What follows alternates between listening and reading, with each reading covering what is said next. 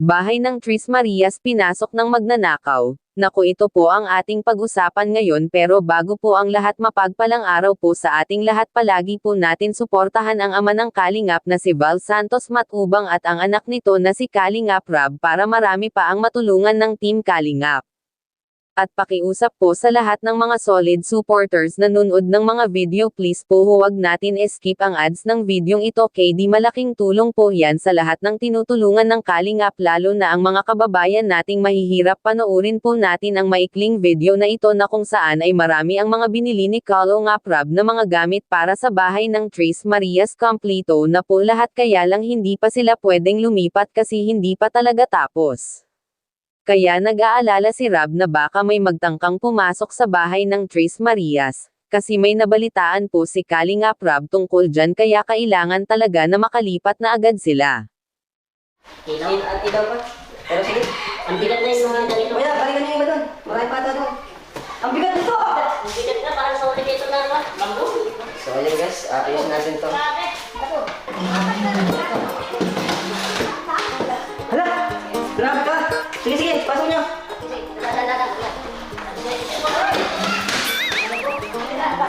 Ayusin niyo. Baka maaning pintura. Pwede ka.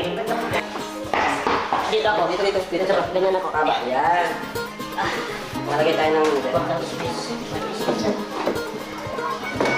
Isa. Nakakatawa. Galing ka? Galing eh. Ay, dito kuya. Pag ganyan yan. Pag ganyan yan. Ay, parang naman. Okay lang yan kasi malawak naman eh. Malawak naman. Malawak ang mukha niya. Tapos daw. Sa gitna yan. Yun. Grabe. Grabe. Grabe.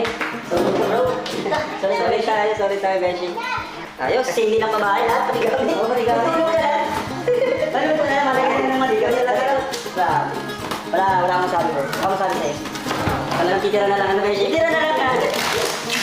Grabe, alam mo, wala kang galit sa bahay. Totoo. So, katagal mo na lang. Ayan, ito Ibon. Buksan mo, ano, Ibon? Uy, dami. Ano pa na ito? Beshi, bagay sa suot mo. Oo nga. Sige, lagay dyan sa alag ng kwarto. Para akong sa mawawi. Wala ka na, di ba? Oo.